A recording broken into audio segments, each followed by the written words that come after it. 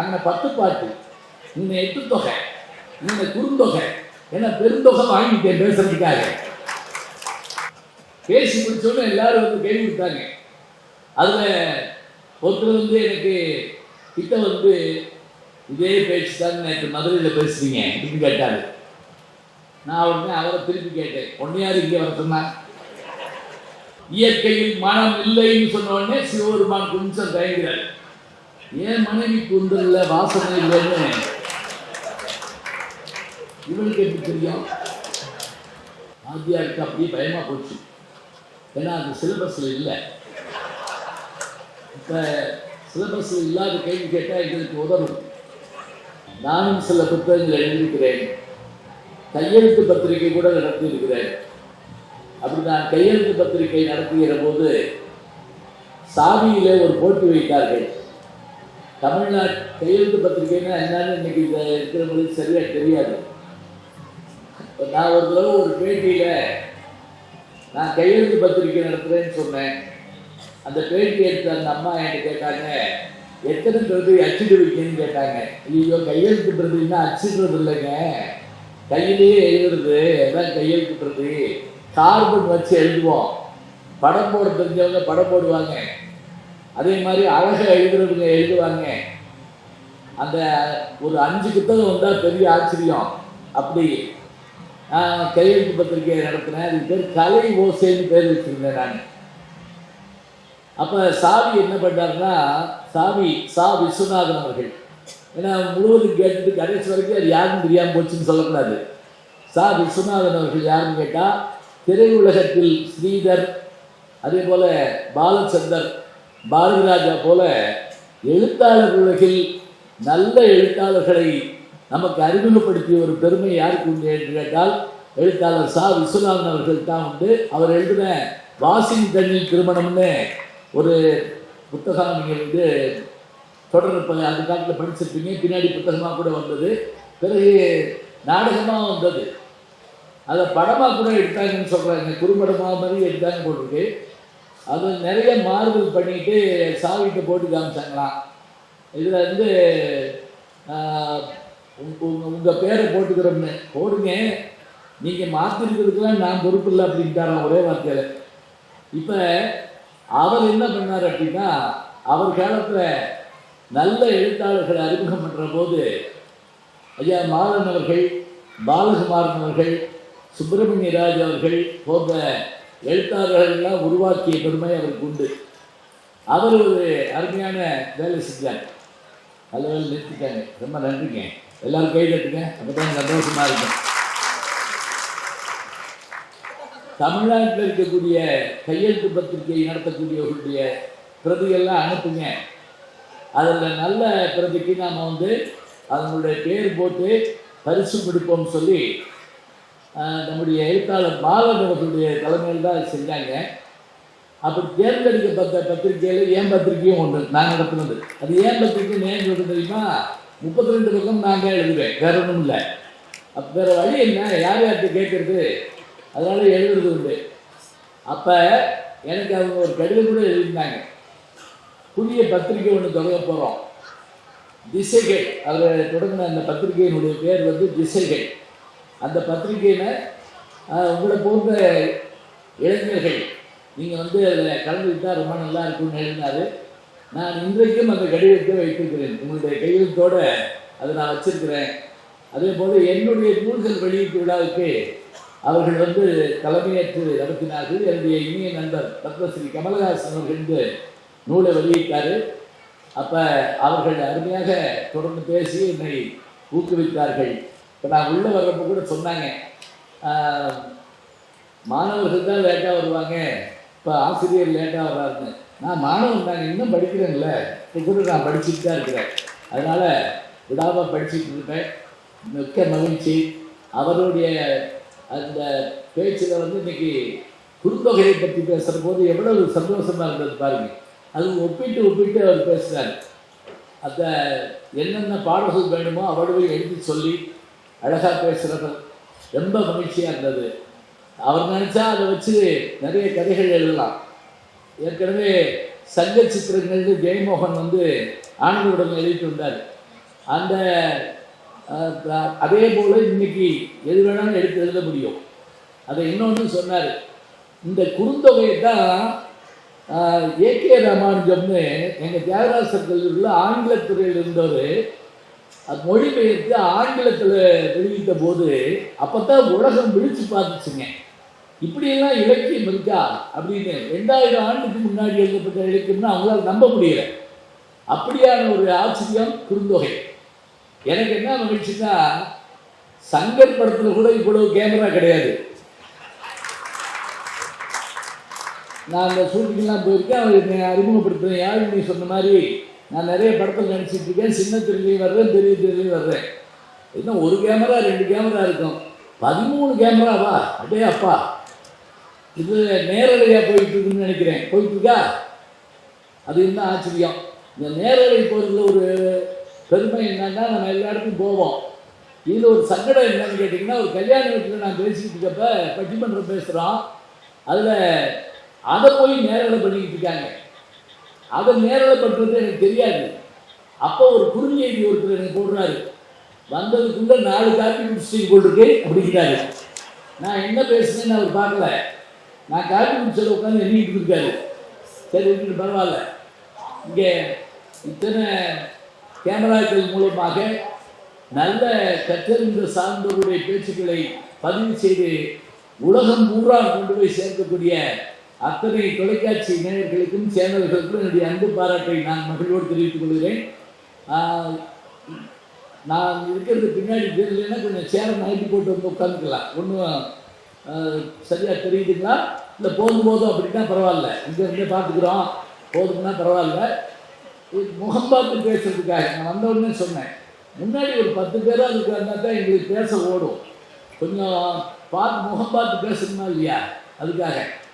அதனால் வந்திருக்கக்கூடிய பெருமக்கள், அதே போல் முப்பாசியினுடைய பொறுப்பாளர்கள், குறிப்பாக அதுக்குரிய செயலர் திரு முருகன் அவர்கள், அவர் தான் எப்போவும் எனக்கு எங்கே இருந்தாலும் உடனே ஃபோன் பண்ணி வரவேற்று இந்த நாளில் வந்து பேசுங்கன்னு சொல்லி எல்லா ஊர்களையும் நான் அவரை பார்க்குற வாய்ப்பு இருக்கும். தலைவர் அவர்கள் அது எல்லா இடங்களுக்கும் வர முடியலைன்னாலும் முக்கியமான இடங்கள்லாம் வந்து தோன்றி எங்களெல்லாம் மகிழ்விப்பார். அவருக்கு என்னுடைய நன்றியை தெரிவிச்சுக்கிறேன். அதே போல் இங்கே 200க்கும் மேற்பட்ட ஸ்டால்கள் போடப்பட்டிருக்கிறாங்க.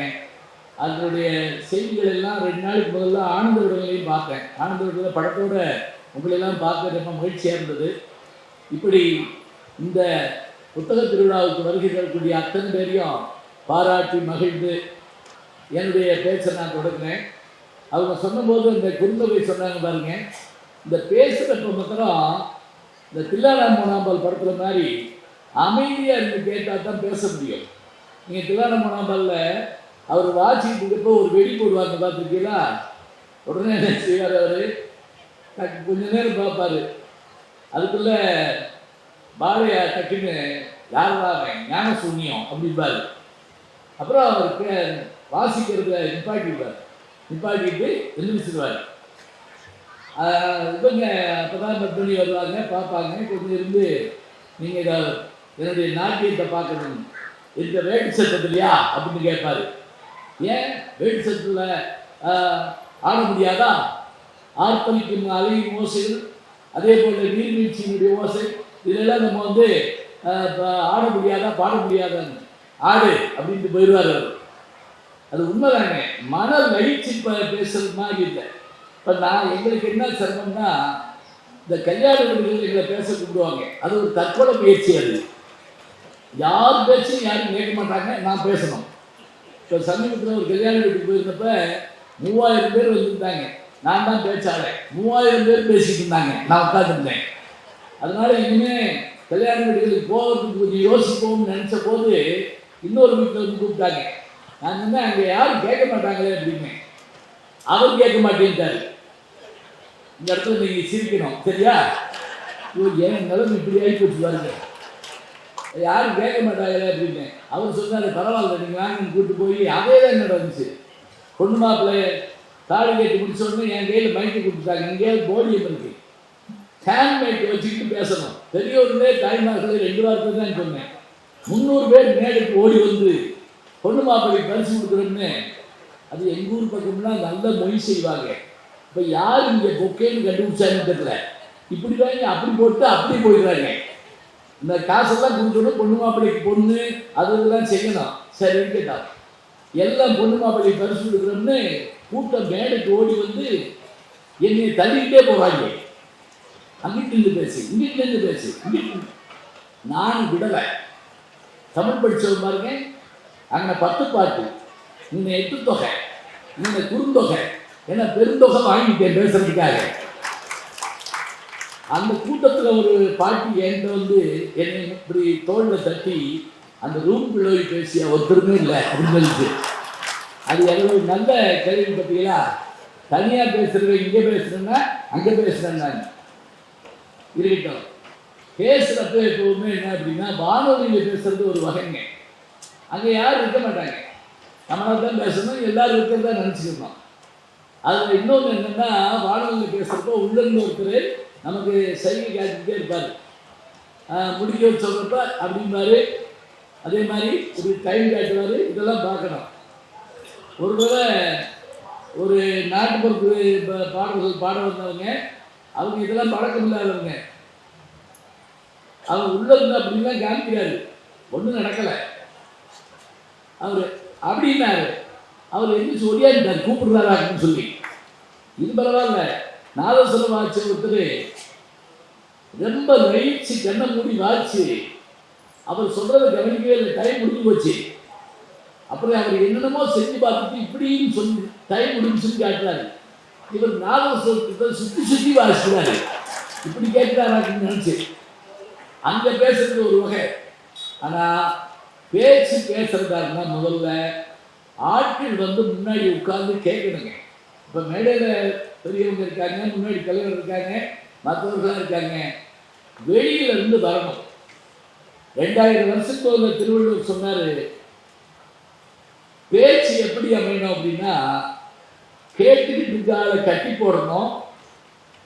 கேளாதவர்கள், இந்த பேச்சை கேளாதவர்கள் ஐயோ நல்ல பேச்சை கேட்க முடியலையே அப்படின்னு வருத்தப்படணும். இதுதான் பேச்சு. கேட்கிறவங்க மகிழணும், கேளாதவங்க வருந்தணும். இதில் கேளார் அப்படின்னா வெறும் கேட்காதவங்க என்ன அர்த்தம் இல்லைங்களா? அதுக்கு என்ன அர்த்தம் தெரியுமா? பகைவர்னு ஒரு அர்த்தம் இருக்கு. இப்போ யாரும் ஊரே யாவரும் கேளி அப்படின்னா அதுக்கு வந்து சுத்தத்தார்னு அர்த்தம். கேளாருன்னா பகைவர்னு அர்த்தம். பகைவனா இருந்தா கூட அவனும் விரும்புகிற மாதிரி இருக்கான்னு பேசணுமா? இப்போ பாருங்க, நடக்குமா? நமக்கு பிடிக்காதவங்க பேசுனா என்ன செய்வான்? போட்டுமியா அப்புறம் வர்றேன் இப்படி சொல்லிதான் வருவோம். ஆனால் அவங்களும் இழுத்து உட்கார வைக்கணுமா? அதான் அந்த பேச்சுக்குரியது. அதில் முதல் ஒரு சொல்லு பாருங்க, கேட்டார் பிடிக்கும் தகையவாய். இந்த கேட்டாருக்கு வந்து நீங்கள் ஞாபகம் வச்சுக்கீங்க. இதுக்கு ஒரு சொல்லுக்கு பரிமையாளர்கள் அப்படி எழுதுவாங்க. ஒரு சொல்லுக்கு கேட்டாருன்னு என்ன தெரியுமா? ஏற்கனவே இந்த பேச்சை கேட்டிருந்தாலும் வரிமாறாம நாங்கள் பேசினாலும் திரும்பவும் கேட்கலாம் என்கின்ற ஒரு ஆர்வத்தை தூண்டுவது தான் பேச்சா. இப்போ இன்னைக்கெல்லாம் எங்களுக்கு என்ன சொல்லுறீங்களா? முந்தி 10 ஜோக் இருந்தா நாங்கள் 10 வருஷம் படிச்சிருவோம். இப்போ அப்படி இல்லை. இப்போ ஒன்று சொல்லி முடிக்கிறதுக்குள்ள அது வந்துடுது. அதை இன்னொரு ஆள் வேற சொல்லிக்கிறாரு. அதனால நான் சொன்னா அவர் தான் கேட்குறாங்க. எனக்கு ஞாபகம் இருக்கு, ஒரு 20 வருஷத்துக்கு முதல்ல நான் 25 வருஷத்துக்கு முதல்ல மதுரையில் பேசிட்டு மறுநாள் சேலத்துக்கு போகிறேன் ஒரு ரோட்டரி கிளப்பில் பேசுறதுக்கு. பேசி முடிச்சோன்னே எல்லாரும் வந்து கை கொடுத்தாங்க. அதில் ஒருத்தர் வந்து எனக்கு கிட்ட வந்து இதே பேச்சு தான் நேற்று மதுரையில் பேசுறீங்க அப்படின்னு கேட்டார். நான் உடனே அவரை திருப்பி கேட்டேன், ஒன்னையாரு இங்கே வர சொன்னேன்? நான் தான் ஊர் ஊராக போகிறேன், நீ எதுக்கு வர்ற? ஆப்ரேட்டர் முத நாளே படம் பார்த்துருவாரு, அதுக்காக 100 நாள் ஓட்டா விடுவாரா? நாங்கள் பேசிட்டா ஒரு தடவை கேட்டிருந்தா கூட அந்த கேட்டவர்களை மீண்டும் கேட்குமாறு அமர செய்யணும். கேட்டார் கேட்பார் இல்லை. கேட்பார்னா யாருன்னா எதிர்காலம். இப்பு இப்பு எதிர்காலம், எதிர்கால சொற்கள். இட்டு இட்டு இரு இறந்த கால சொற்கள். நீங்கள் இதுக்காக எந்திரிச்சு போயிடக்கூடாது. இலக்கணையை யாரும் சாய்க்க கொடுக்க அப்படின்னு சொல்லி போகக்கூடாது. அதாவது ஒன்றும் இல்லைங்க, உண்டான் சாப்பிட்டான் அப்படின்னா அது இறந்த காலம். உண்பான் எதிர்காலம். உண்ணுகின்றான் நிகழ்காலம். இந்த நிகழ்காலத்தில் ஒரு பாட்டில் ஒரு சொல்ல வைக்கிறது சாதாரணம் கிடையாது. ஏன் அப்படின்னா, வந்தான் போனான்னு எழுதுறது ஈஸி, வருவான் போவான்னு எழுதுறது ஈஸி, வந்து கொண்டிருக்கிறான் அப்படின்னு எழுதுறது ரொம்ப கஷ்டம், மீட்டர்ல நிற்காது. ஆனால் ஐயா அவர்கள் சொன்னாங்களே கண்ணதாசனை பற்றி, கண்ணதாசன் ஒரு பாட்டு முழுக்க அப்படி எழுதிப்பார். தெரியுமா உங்களுக்கு? அழகு சிரிக்கின்றது அப்படின்னு ஒரு பாட்டு இருக்காங்க. சிவாஜி கணேசன் அவர்களும் சரள தேவியும் பாடுற பாட்டு. அதில் அந்த முழு பாட்டுமே நிகழ்கால இடைநிலையிலே இருக்குங்க. வண்டு வருகின்றது, மலரில் அமர்கின்றது, உண்டு சுவைக்கின்றது, உறங்கி விழுகின்றது, வானம் பொழுகின்றது, பூமி நனைகின்றது, எத்தனை கின்றது யார் எழுத முடியும்? சொல்லு பார்ப்போம். இப்போ என்ன தெரியல, இதை நம்ம கேட்கவே முடியல, இப்படிலாம் எழுத முடியுமா அப்படின்னு சொல்லி. கவிஞர் காலத்தில் அதிகமாக யோசிக்கணும் ரசிகர், முதல்ல ஞாபகம் வச்சுக்கோங்க. படைப்பாளின காலத்தில் அதிகமாக யோசிக்கணும் ரசிகர்கள், நேயர்கள். எப்படி யோசிக்கணும்? என்ன பார்வை உந்தன் பார்வை, இடை மெலிந்தால் இந்த பாவை அப்படின்னு காதலுக்கு நேரம் ஒரு பாட்டு வரும். ரொம்ப பழசத்துக்கு பயப்படாதீங்க, இப்போ கூட எடுத்து போட்டு பார்த்துக்கலாம். இந்த பாட்டு ஹிட்டான நேரத்தில் எல்லாரும் பாராட்டுறாங்க. ஒரு தமிழ் புலவர் என்ன தமிழ்வாதி போய் கண்ணதாசன் கழுத்தில் போட்டிருக்காரு. அவர் என்னன்னாரு, உங்களை மாதிரி இலக்கணமாக யாருமே எழுத முடியாது, அப்படி என்ன இலக்கணம் எழுதிட்டேன்னு கேட்டிருக்காரு. என்ன பார்வை உந்தன் பார்வை, இடைமெழிந்தால் இந்த பாவை. அருமையான இலக்கணம் பாட்டுருக்காரு. இல்லை என்ன இலக்கணம் எழுதிருக்காரு கண்ணதாசன்? இல்லை முதல் வரியில் பார்வைன்னு போட்டிருக்கீங்க, அடுத்த வரியில் பாவைன்னு போட்டிருக்கீங்க. ஆமாம் போட்டிருக்கேன். அதுக்கு இடையில இடை மெழிந்தாலும் போட்டிருக்கீங்கல்ல, அப்படின்னா என்ன தெரியுமா? அதாவது பார்வையாகிய இடையின ரகரம் மெழிந்தால் கெட்டுப்போனால் பார்வை பாவையாக மாறும்னு நீங்கள் கண்டுபிடிச்சிருக்கீங்க. இவர் மாலையை கழித்து அவருக்கு போட்டு நான் சத்தியமாக இப்படி யோசிக்கவே முடியாது. பொருந்தி வருது பாருங்க. என்ன தெரியுங்களா? இலக்கண நம்ம ஏன் பயப்படணும்னா எளிமையாக சொல்லலாமுங்க. தோன்றுதல், திரிதல், கெடுதல், 3 தான் இலக்கணம். ஒன்று, ஒரு எழுத்து தோன்றும், ஒரு எழுத்து இல்லாமல் போகும், ஒரு எழுத்து இன்னொரு எழுத்தாக மாறும். இதுதான் இலக்கணம். எப்படி? வாழை பிளஸ் பழம் என்ன போடுவோம்? வாழைப்பழம் இப்போ போடுவோம். இது தோன்றல், ஒன்று உண்டாகுது. கெடுதல் தான் என்ன அப்படின்னா, மரம் பிளஸ் வேர் என்ன போடுவோம்? மரவேர் அப்படின்னு போடுவோம். மரம் பிளஸ் வீடு, மர வீடு. இம்மன்னா காணாம போச்சு. ஒன்று தோன்றுச்சு, அது தோன்றல். ஒன்று கெட்டு போச்சு, காணாம போச்சு. இன்னொன்று ஒரு எழுத்து இன்னொரு எழுத்தாவது மாறும். அது என்ன தெரியுமா? மண் பிளஸ் குடம் சீக்கிரட்டு மட்குடம் அப்படிமோ. இன்னும் இட்டா மாறுறது ஒரு வகை. இதுக்கு பேர் திரிதல்னு இருக்கும். இப்போ இது நாங்கள் ஒரு செமஸ்டரில் நடத்த வேண்டியதை உங்களுக்கு நான் சொல்லியிருக்கேன். சரியா? ஏற்றாலும் 6 மாதம் நடத்த வேண்டிய இலக்கணம் இது. இதை இப்படி சொல்ல முடியும்னு சொன்னால் என்ன அர்த்தம்? தமிழில் 2 வரியிலையும் ஒரு விஷயத்தை சொல்லலாம், அதையே 2000 வரியிலையும் சொல்ல முடியும். இப்போ அவர் சொன்ன வார்த்தை என்ன தெரியுமா? இடைநரகரமாகிய ராமன்னா மெழிந்து போனால் அங்கே பார்வை பாவையாக மாறும் ஒரு ரசிகன் இருந்தா கண்ணதாசனுக்கு எவ்வளவு பெருமையா இருக்கணும். இப்படிப்பட்ட ரசிகர்கள் கிடைக்கிறது எப்படி? புத்தக திருவிழாக்கள் ஏன் தெரியுமா ஒடியாந்து பேசுறான்? இங்குதாங்க ஒத்த சிந்தனையாளர்கள் ஒன்றாக இருப்பாங்க. எல்லாரும் புத்தகத்தை பற்றி படித்தவங்க, பேசுறவங்க, கேட்டவங்க இங்கதான் பேச முடியும். இன்னும் இந்த செல்போன் இடத்துல ஒரு பேசணும்னா என்ன ஆகுதுன்னா எல்லாத்தையும் இருக்கும், அதில் அவங்க பேசுறது நம்ம கேட்குவோம். அது ரொம்ப கஷ்டம். நான் ஒரு மேடையில் பேசிட்டு இருக்கேன், கீழே பட்டிமன்றம், கீழே இருந்து ஒருத்தர் முடியலை அப்படிங்கிறாரு. ஏன் காலத்தில் கேட்குது. நான் அந்த என்ன முடியல அப்படின்னேன். இல்லை பட்டிமன்றம் முடியலன்னு சொன்னேன் அப்படிங்கிறாரு. அவர் உட்கார்ந்துருக்க முடியலன்னு சொல்றாரு, முடியலைங்கிறாரு. கேட்கணுங்க. இங்கே சாப்பிட்ட ஒன்று இங்கே போனால் 3 மணி நேரம். ஆனால் இங்கே கேட்குற செய்தி நம்ம மனதுக்குள்ளேயோ நம்முடைய அறிவுக்குள்ளேயோ போனால் 7 ஜென்மத்துக்கு வரக்கூடாது. இச்சைக்கும் 7 பிறவிக்கு முன்பனோடு உற்றோமையாவும் உமக்கே நாம் ஆட்சிவோம் மற்றையும் கிராமங்கள் மாற்றேரோர் என்பாவாயின்னு சொல்லி ஆண்டாள் தன்னுடைய பாசுரத்தில் சொல்றாருன்னா என்ன அர்த்தம்? ஒரு முறை ஒரு விஷயத்தை கேட்டோம்னா அது நமக்கு மறக்கவே கூடாது. அதனாலதான் செல்வத்தில் செல்வம் செவி செல்வம்னா திருவள்ளுவர். மற்ற செல்வங்கள் எல்லாம் வரும் போகும் அழிஞ்சிடும், ஆனா காதல கேட்ட செல்வம் அழியாது. ஒரு 7 சொல் கொண்ட திருக்குறள்ல 5 தடவை செல்வம்னு சொல்றாங்க. செல்வத்துள் செல்வம், செவி செல்வம், அச்செல்வம், செல்வத்துள் எல்லாம் தலை. சரியா இருக்கா? இதே 6 தடவை ஒரு சொல்ல பயன்படுத்துவார். தெரியுமா உங்களுக்கு? அது எந்த திருக்குறள் ஞாபகம் இருக்கா? சொன்னா பரிசு கொடுப்பீங்களா? கீழே இருந்து திருக்குறளே கொடுப்பாங்க உங்களுக்கு. இப்ப நான் சொல்றது என்ன அப்படின்னா, இப்ப 5 சொல் கொண்ட ஒரு திருக்குறள் நான் சொல்லிட்டேன், நீங்களே ஆமான்ட்டீங்க. உங்களுக்கு என்ன சந்தோஷம்னா, கேள்வியெல்லாம் கேட்க பேசாதீங்க. எந்த கேள்வி கேட்டாலும் நானே பதில் சொல்லுகிறேன். ஏன்னா வகுப்பில் நான் அதைத்தான் செஞ்சேன். நானே கேட்பேன், நானே எதுக்கு நமக்கு ஊர் பகை தெரியாதுன்னு சொல்லுவானே, வெளியே வாடகை நாங்கள் கூடுவானே, உள்ளே வாடகை நாங்களும் கூடுவானே. ஒரு அப்பா கூட ஒரு பையனை கேட்டாரு, உங்க வகுப்புலேயே நல்லா படிக்கிறது யாரு? எங்க வாத்தியாரு அப்படின்னு இருக்காங்க. அதனால இப்ப நான் ஒரு நிமிஷம் உங்களுக்கு டைம் தர்றேன். 6 தடவை ஒரே சொல்ல பயன்படுத்திருப்பேன்.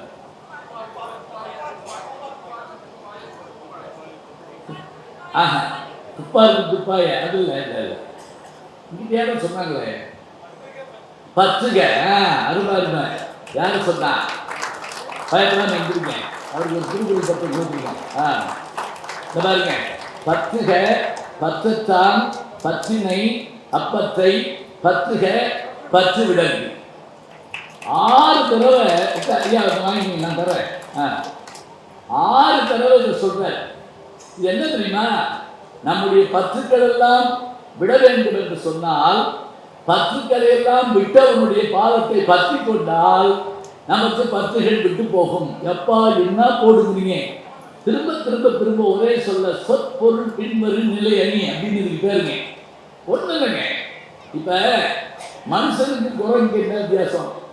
என்ன அப்படின்னு கேட்டா, ஒரு குரங்கு ஒரு மரத்துல ஏறின்னு வச்சுக்கிறேன், அது இன்னொரு கொப்புக்கு போறதா இருந்தா இந்த கொப்புல இருந்து அந்த கொப்புக்கு அப்படி மழிச்சுன்னு தவறும். இதை விடும், அதை பிடிக்கும். விட்டு பற்றும் குணமுடைய குரங்கு. நம்ம மனுஷன் என்ன செய்ய முடியுமா?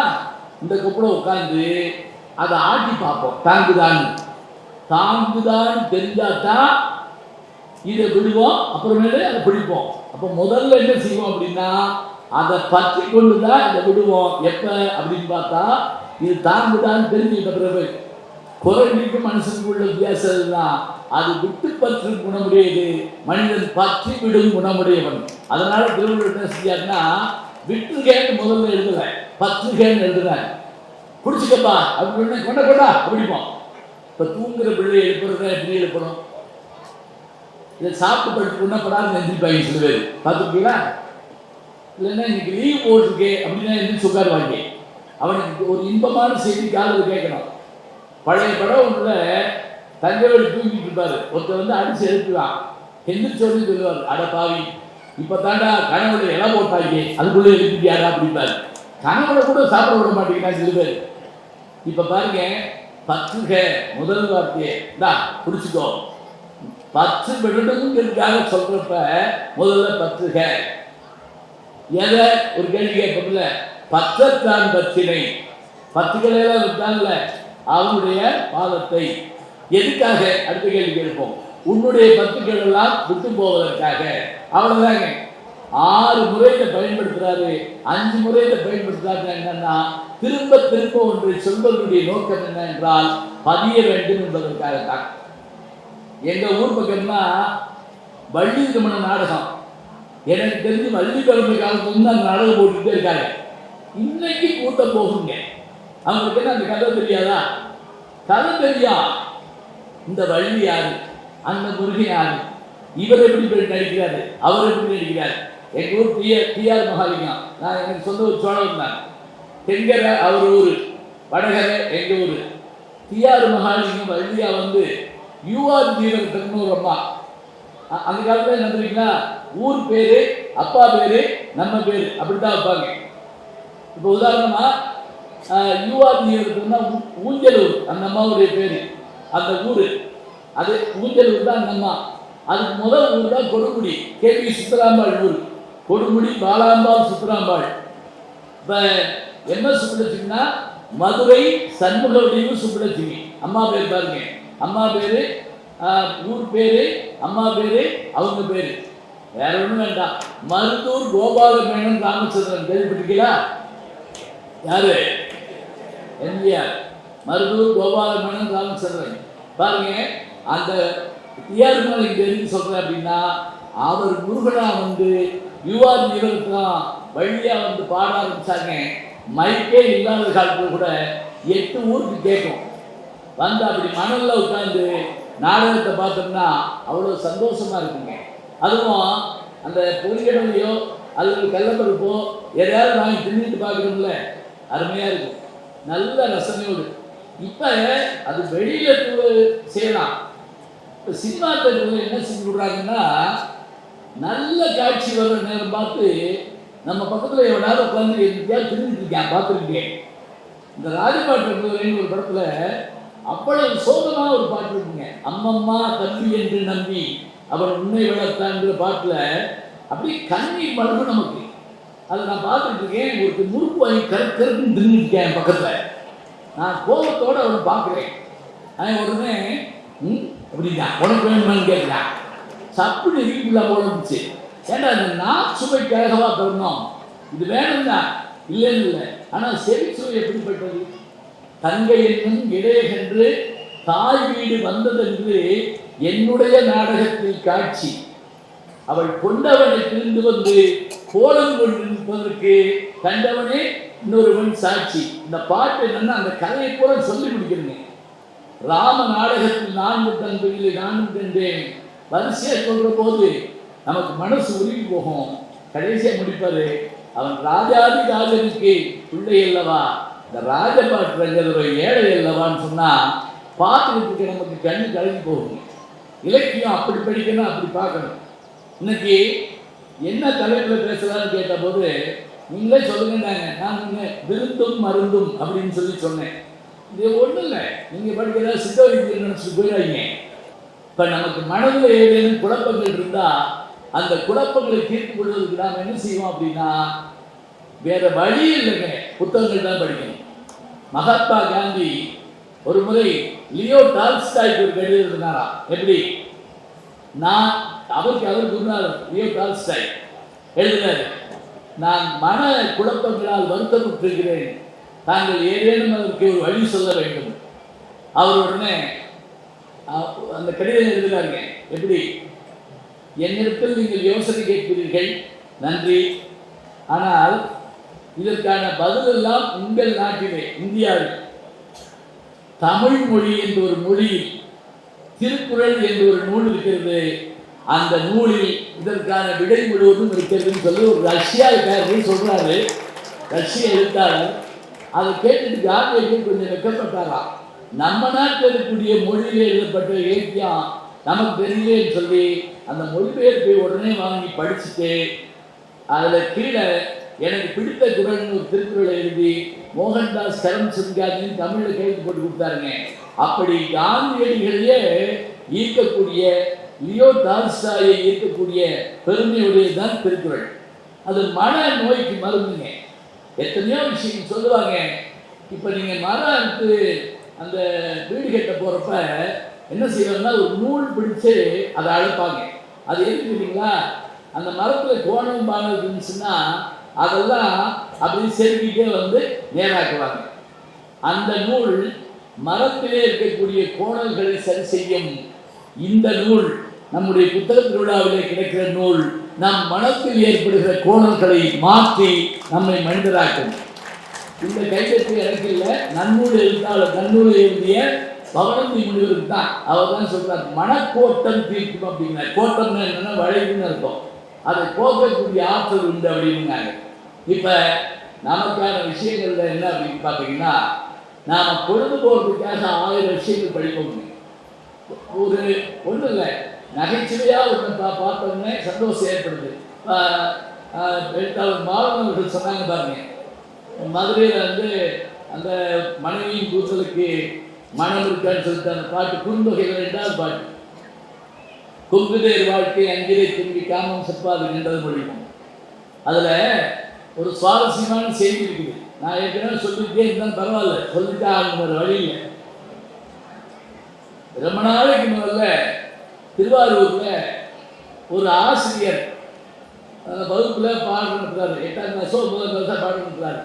இந்த பாட்டை நடத்தி விளக்கம் சொல்றாரு.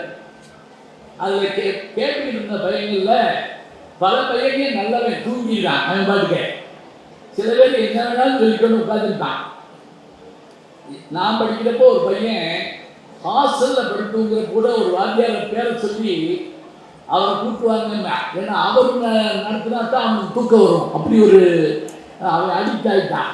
அவர் குரலை கேட்டால் தான் அவனுக்கு தூக்கம் வரும். இருக்கட்டும், ஒரு கணவன் தூங்கிட்டு இருக்காங்க, அந்த மனைவி வந்து அடித்து எழுப்பிட்டாங்க. அப்படி அதிர்ச்சியாக இது எழுந்திரிச்சு என்னன்னு கேட்டுட்டான். தூக்க மாத்திரை சாப்பிடாம படுத்துட்டீங்க அப்படின்னு. தூக்கம் வந்தால் விட வேண்டியதானே, கடமையை செய்கிறாங்க. நல்ல வேலை கரைச்சி காது கொடுத்தான் போச்சு அம்மா. இப்போ ஒரு பையன் எழுந்திரிச்சு ஒரு கேள்வி கேட்டுக்காரு. என்ன கேள்வி தெரியுமா? சிவபெருமான் மனுஷனாக தான் வந்தார். இந்த பாட்டு இருக்கார்ல கருமிக்கு, சிவபெருமான் மனுஷனாக தான் வந்தார். நக்கீரன் மனுஷன் தான். மனுஷனுக்கு மனுஷன் என்ன சண்டை? சிவபெருமான் எழுதிட்டு அந்த பாட்டில் கொங்குதேர் வாழ்க்கை அங்கிரை திரும்பி காமம் செப்பாது கண்டது முடியுங்கிற பாட்டில் கூந்தலுக்கு இயற்கையிலேயே மனம் உண்டுங்கிறார், நக்கீரர் இல்லைங்கிறார். இதுதான் பாய் சண்டை முத்து. அது நீங்கள் திருவிழாக்கள் பார்த்துருந்தாலே தெரிஞ்சுக்கும். அதில் வந்த உடனே எவன் இந்த பாட்டுக்கு குறை சொன்னது? அவன் இவன் என்ற ஏகவசனம் வேண்டாம். முத்துராமன் என்று சொல்வார், பலவீனமாக பேசுவார் பாவம். உடனே ஒரு கோபத்தோடைய யாரும் இந்த கிழவன் அப்படிப்பார். முத்தமிழ் சங்கத்தின் தலைமை புலவன் நக்கீர். ஓ கீரடா அப்படின்னு ஒரு எகத்தாரம். என்ன சொல்றீங்க? சொல்வார், முதற்கண் பாடல் இயற்றியா? யாம் யாம் இயற்றினோம். எழுதிய நீர்வராமல் மற்றவர்களிடம் கொடுத்ததற்கு காரணம் அது நடந்து முடிந்த கதை. உடனே இவர் புலவருக்கு முதலில் பொய்யுரை தேவையில்லை, அதைத்தான் புரிந்து கொள்ள வேண்டும். உடனே சிவாஜி அடிப்பாருங்க, புரிந்தது புரியாதது, தெரிந்தது தெரியாதது, அறிந்தது அறியாதது அனைத்தும் அறிவோம் யாம். இவர் விட மாட்டார். அனைத்தும் அறிவித்தால் எழுதும் பாடலில் பிழை இல்லை என்று அர்த்தமா? அதை நான் சொல்லக்கூடாதா? எங்கே கூறு கூறி பாரு. உடனே பாட்டை சொல்லுவாரு. இவர் சொல்லி கொடுத்த உடனே கோவம் வந்து கடுமையாக இருக்கிற வஞ்சி சொல்லுவாரு, சங்கடனை கீர் கீரென்று அழைக்கும் நக்கீரனும் என்று பார்த்தில்லாத குற்றம் சொல்லத்தக்கவன். நீ ஒரு சங்க அறுத்து பிழைக்கக்கூடிய நீயா எனக்கு வந்து பாட்டில் பொருள் சொல்ற குறை சொல்ற. அவர் அடிப்பாரு, சங்க இருப்பது எங்கள் குலம், எனக்காவது ஒரு வேலையும் ஒரு தொழில் இருக்கு. சங்கரனார் கேடு குலம் வந்திருக்கிறது யாரும் தெரிஞ்சுக்கிட்டாரு. உனக்கு என்ன எதுவுமே கிடையாது. ஏதவன் ஊர், ஏதவன் பேர், ஆறுற்றார் ஆராயினார், அப்பா அம்மா கிடையாது, ஒன்றும் கிடையாது. அப்படி இருக்கப்ப சங்கருப்பது எங்கள் குலம், சங்கரனார் கேடு குலம், சங்கை அறிந்துண்டு வாழ்வோம் அரணே, உன்போல் இறந்துட்டு வாழ மாட்டோம். உடனே மேலே பிச்சை எடுத்து பழிக்க மாட்டாங்க. என்ன சிவபெருமான் கையில் ஓட போயிட்டு அலைஞ்சாரு நமக்கு தெரியும். இப்பதான் அவர் என்ன செய்யறாரு, சட்டார்னு நெத்திக்கண்ணல் திறந்துறாரு. அந்த பையன் என்ன கேள்வி கேட்டான் தெரியுமா? இவரும் மனுஷன் தான், அவரும் மனுஷன் தான். அவரு இவர் 2 அடி அடிச்சுக்கலாம், தூக்கி போட்டு மிதிச்சுக்கலாம். ஆனா எதுக்காக சுப்ரீம் பவரை காட்டினார்? திடீர்னு என்ன நெத்திக்கண்ணு ஒன்றை திறந்து அவனை ஏன் அடிச்சார்? வாத்தியாருக்கு அப்படியே பயமா போச்சு. ஏன்னா அது சிலபஸ்ல இல்லை. இப்ப சிலபஸ்ல இல்லாத கேள்வி கேட்டால் எங்களுக்கு உதவும். நான் பிட்டுக்கு மண் சுமந்த கதையை சொல்லிட்டு அதையும் சொன்னார் ஐயா. பிட்டுக்கு மண் சுமந்த கதை, சிவபெருமான் மீது பட்ட அடி அந்த மன்னன் முதற்கொண்டு மந்திரி, குதிரை, யானை, தாய், வயிற்று குழந்தை எல்லாரும் மீதும் பட்டது. இதை கேட்டுக்கிட்டு ஒரு பையன் எல்லாரும் மேலேயும் படிச்சான்னு கேட்டான். ஆமா அப்படின்னு. அப்போ அவர் சாப்பிட்ட புட்டு எல்லாருக்கும் போய் சேர்ந்துச்சாங்க. நீ உட்கார முதல்ல பண்ணிட்டேன், அது போய் சேர்ந்துச்சுட்டு இருக்கேன். ஆனால் சமீபத்தில் ஒரு கவிதைங்க, எல்லார் மீதும் அந்த அடி பட்டது அந்த வந்திக்கிழவியின் முதுகில் மட்டும் அந்த சுவடி இல்லை. சீனிராமசாமி எழுதுறாருங்க ஒரு கவிதையில், இயக்குனர் சீனிராமசாமி. கேட்டுக்கிட்டேன், இதை படித்தோம்னா அது மறந்து போயிடும். அங்கே வாங்க, ஏன் இவர் நெத்திக்கு என்ன திறந்து காமிச்சார்? இப்போ வாத்தியார் கொஞ்சம் தயங்கிட்டு அப்புறம் பதில் சொல்லியிருக்காரு. நான் சொல்கிற கதை புரியல, என் கூட தானே வர்றீங்க. ஏன்னா நடுவில் இப்படி கேள்வி கேட்பேன், தயாராக உட்காந்துருக்கணும். அப்போ அவர் சொன்னார், அவர் ஏன் நெத்திக்கண்ணை திறந்து காமிச்சார்னா, அவர் எரிக்கணும்னா நெத்திக்கண்ணில் திறக்கலப்பா, ரெண்டு பேரும் சண்டை வந்தப்போ முக்கியமான ஒரு விஷயத்தை விட்டுட்டோம். என்ன அப்படின்னா, இயற்கையிலேயே பெண்களுக்கு கூந்தலில் மனம் இல்லை. யார் சொல்றா? நக்கீரர். இருக்குங்கிறாரு சிவபெருமான். சொன்னோடனே இவர் கேட்கிறாரு, சிவபெருமான் கேட்கிறாரு, இயற்கையிலே கூந்தலுக்கு மனம் உண்டு, உத்தமசாலி பெண்களுக்கு அப்படின்னு கேட்கிறாரு. உடனே அவர் நக்கீரர், இல்லை. கலைமகளுக்கு சரஸ்வதி இல்லை, அலைமகளுக்கு லட்சுமி இல்லை. இப்படி ஒவ்வொன்றா கேட்டுட்டு வர்றப்ப அவர் கேட்காமலே இவர் ஒரு வார்த்தையை சொல்றாரு. யாரு? நக்கீரர். அவங்களுக்கெல்லாம் இல்லைங்கிறது மட்டுமில்ல, நான் அன்றாட வழிபடுகிறேனே இமயவள், உமையவள், பார்வதி, மீனாட்சி, விசாலாட்சி, அவருடைய கூந்தலுக்கும் இயற்கையில் மனம் இல்லைன்னு சொன்ன உடனே சிவபெருமான் கொஞ்சம் தயங்குகிறார். ஏன் மனைவி கூந்தல்ல வாசனை இல்லைன்னு இவனுக்கு எப்படி தெரியும்? அப்பத்தான் எப்பா வந்திருக்கதா அந்த அம்மா புருஷன் தாண்டா அப்படின்னு காட்டுறதுக்காகத்தான் அந்த விசிட்டிங் கார்டு மாதிரி அந்த நெத்திக்கு என்ன திறந்தார்னு சொல்லி அந்த ஆசிரியர் சொல்லி அந்த பையனை உட்கார வச்சிருக்காரு. அந்த கேள்வி கேட்ட பையன் தான் தமிழகத்தினுடைய மேனாள் முதல்வர் டாக்டர் கலைஞர் அவர்கள். ஞாபகம் படிக்கிறது எப்படி கேட்டுக்கிறீங்களா? பதில் சொன்னவர் யார் என்று கேட்டால், தேவாரத்துக்கு உரை எழுதிய தண்டபாணி தேசியர் என்ற ஒரு அற்புதமான மனிதர். இதை யார் சொன்னாங்களா? நான் மதுரை காமராஜ் யூனிவர்சிட்டியில் பிஹெச்டி படிக்கிறப்ப இவங்களை போன்ற வெள்ளைவாளர், இவர் போன்ற பெருமக்கள் வகுப்பெடுப்பாங்க எங்களுக்கு. அப்பா அவர் இந்த செய்தியை சொல்றாரு. அவர் தான் அந்த கேள்வியை கேட்டார், அந்த பதிலை சொன்னது நான் தான் அப்படின்னார். எவ்வளவு சுவாரஸ்யமான விஷயம் இருக்கு பார்த்தீங்களா? நமக்கு தெரியாத ஒரு விஷயத்தை சின்னதாக அப்படி கோடு போட்டு காமிச்சா போதுங்க, அதை நல்லா ரசிக்கலாம், ரசிக்க வைக்கணும்.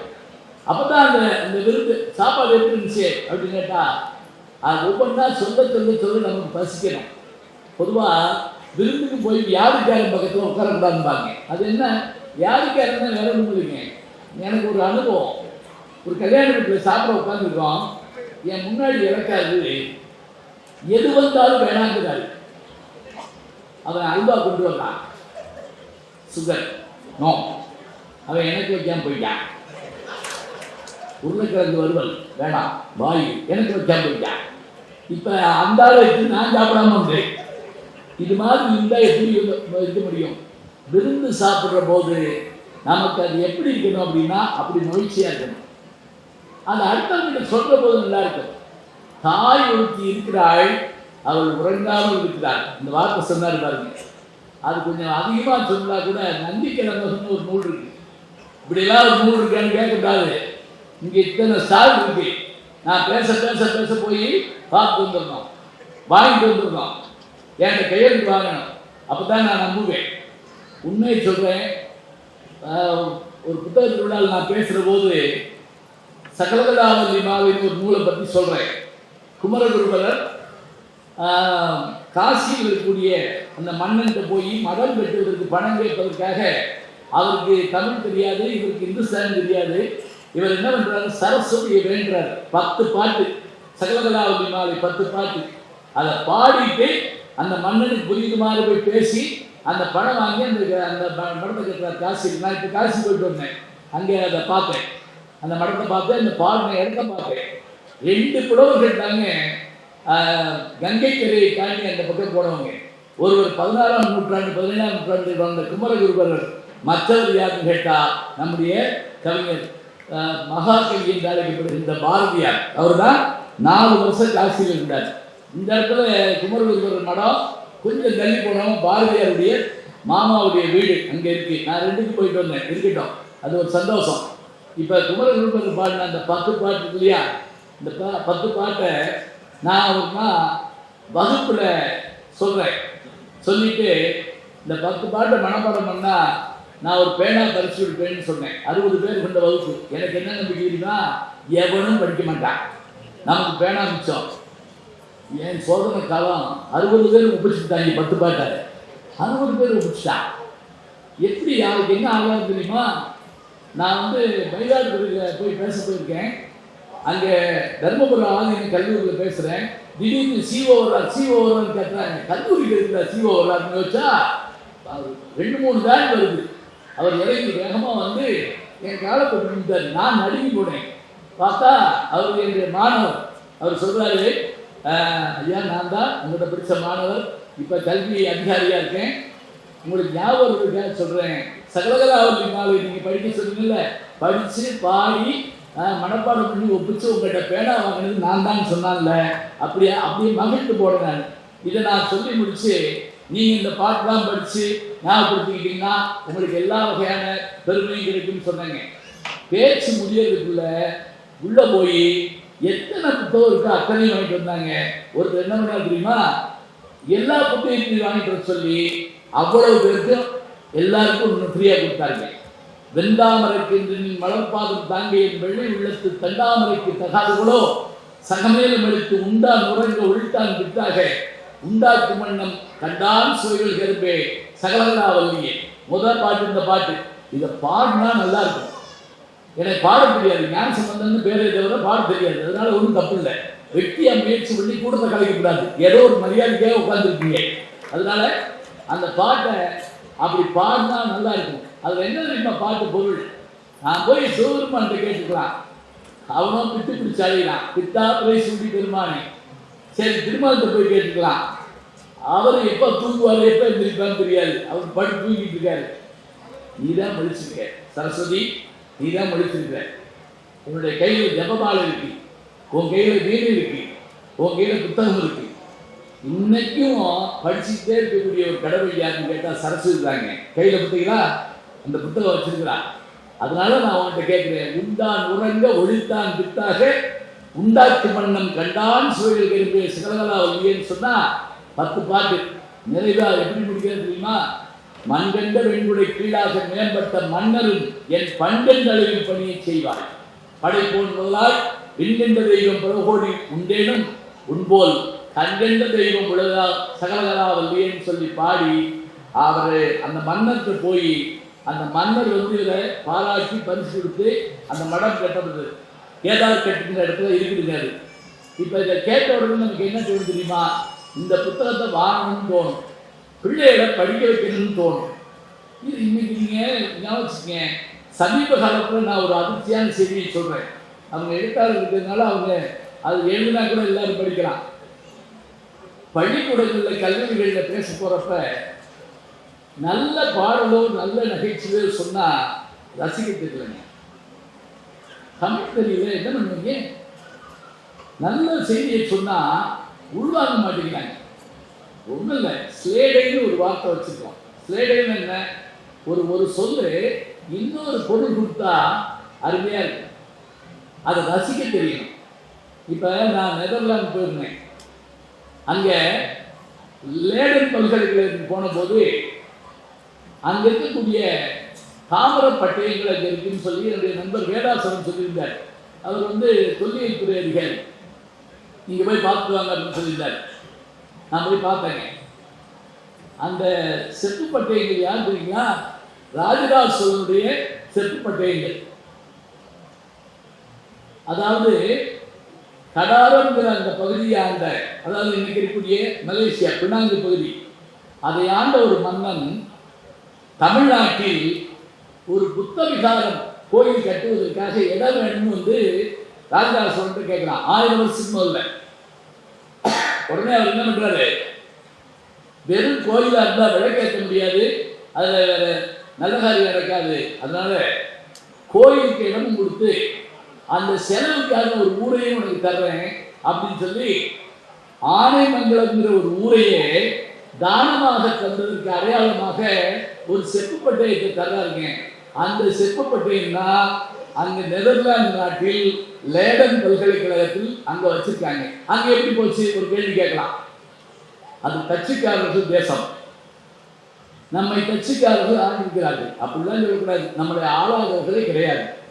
போர்ச்சுகீசியர்கள், ஆங்கிலேயர்கள், அப்புறம் பிரெஞ்சுக்காரர்கள், டச்சுக்காரர்கள், ஆர்மீனியர்கள் எல்லாரும் ஆண்டிருக்காங்க.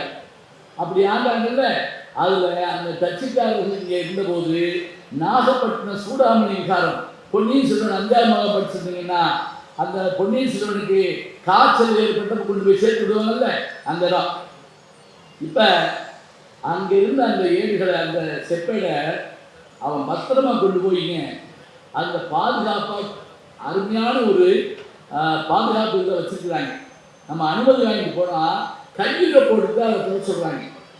நான் அவர்கிட்ட கெஞ்சி கேட்டு அந்த கையுறையை கழட்டிட்டு அதை தொட்டு பார்த்தேங்க. மெய் சிரித்து போச்சு.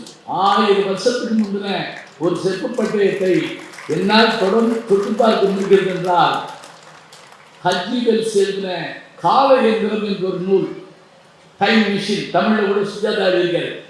அதில் ஏறி பயணம் பண்ண மாதிரி எனக்கு இருந்தது. அதை தொட்டு பார்த்த உடனே இப்போ அதை தொட்டு பார்த்துட்டு வெளியே வந்தப்ப என் நண்பர் என்னை கூட்டிட்டு போனவர் வந்தார். நான் அவர்கிட்ட கேட்டேன், இது நம்ம பொருள் தானே, இதே நம்ம வாங்கிட்டு வந்துடக்கூடாது அப்படின்னு கேட்டேன். இப்போ வாங்கலாம், நம்ம இந்திய அரசாங்கத்தின் மூலமாக கேட்டு கூட வாங்கலாம். அவர் சொன்னார், இது இங்கே இருக்கட்டும், ஏன்னா இது காப்பர். காப்பர்னா என்ன? தாமிரம். இது காப்பர். அங்க கொண்டு போயிட்டா இதை யாரு காப்பர்? புரிஞ்சு கைதட்டின 25 பேருக்கு நன்றி.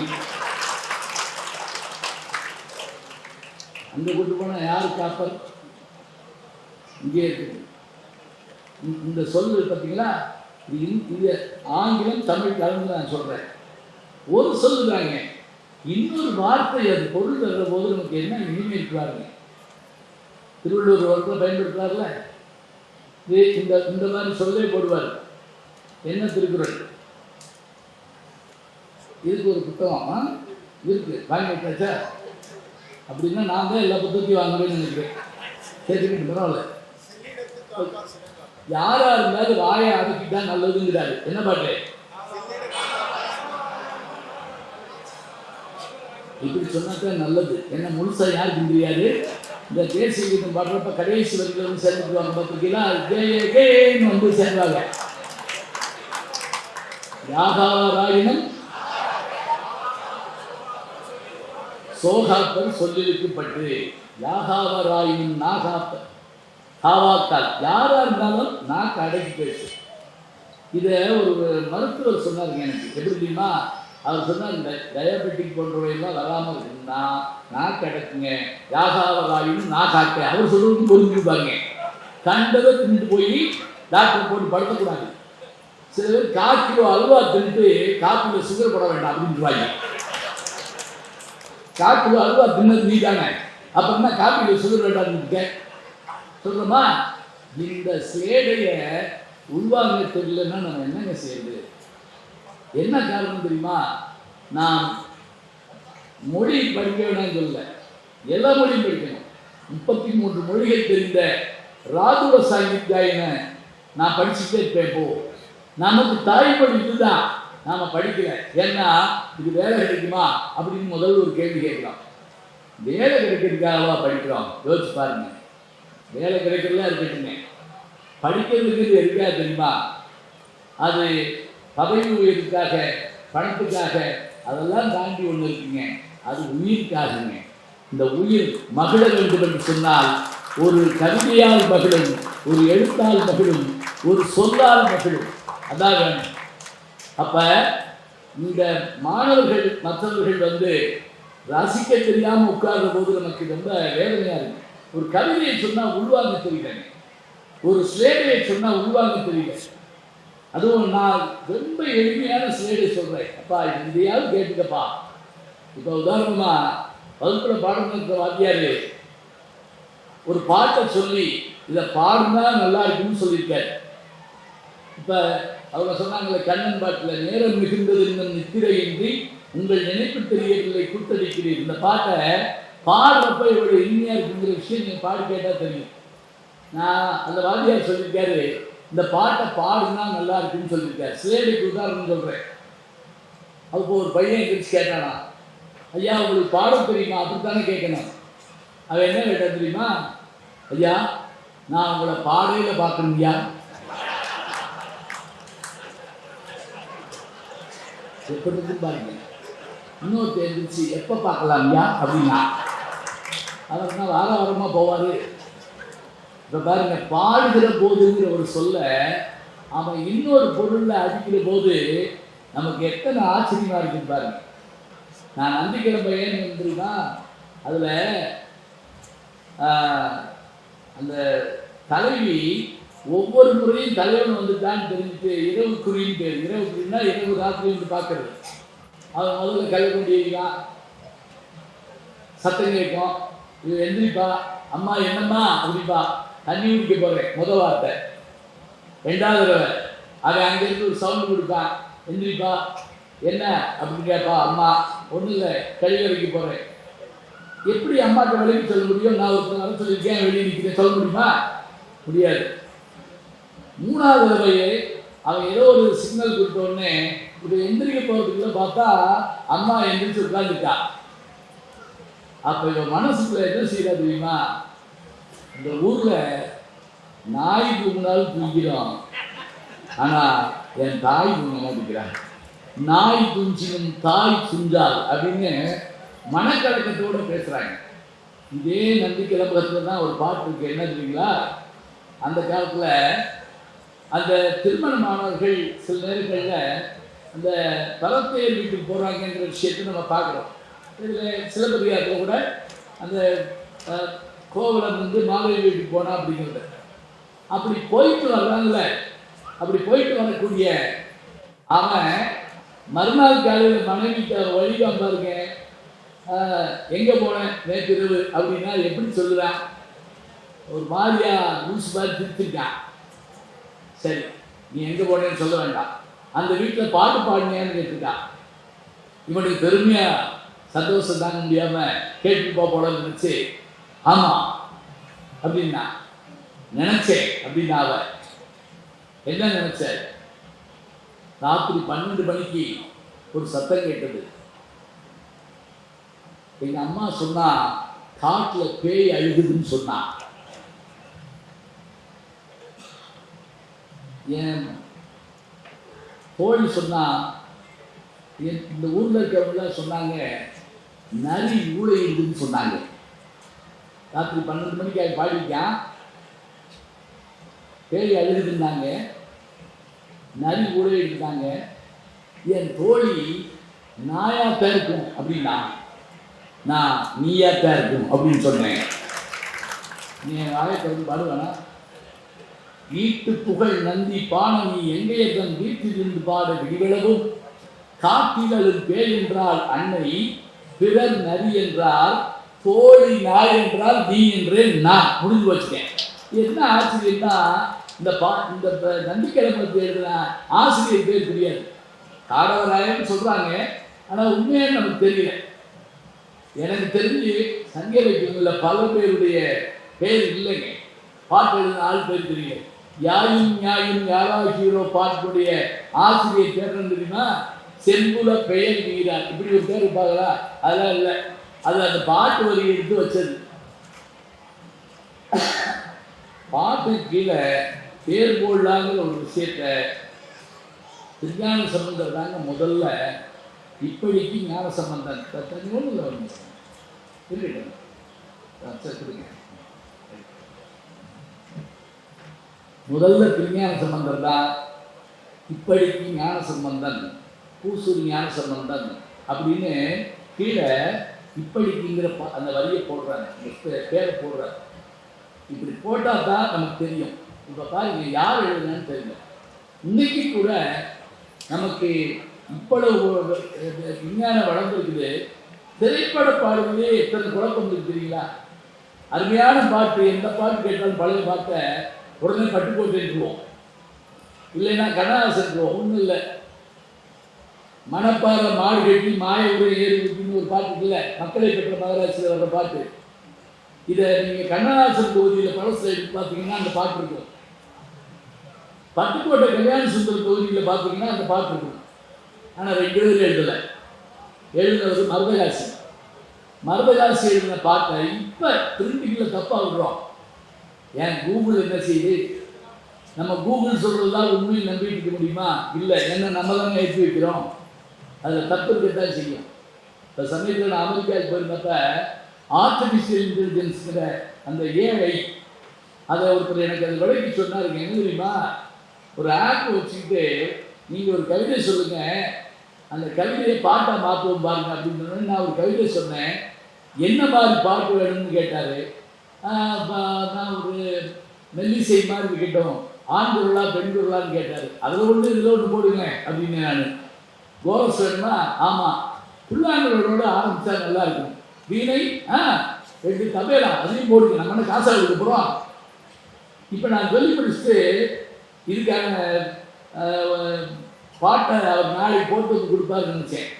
என் கண்ணு முன்னாடியே 13 செகண்டில் நான் சொன்ன கவிதை இருக்குல்ல, இயல் இயல் இயல் தான் என்னென்னா உரைமுறை, அதை இசையாக மாற்றி கொடுத்துங்க.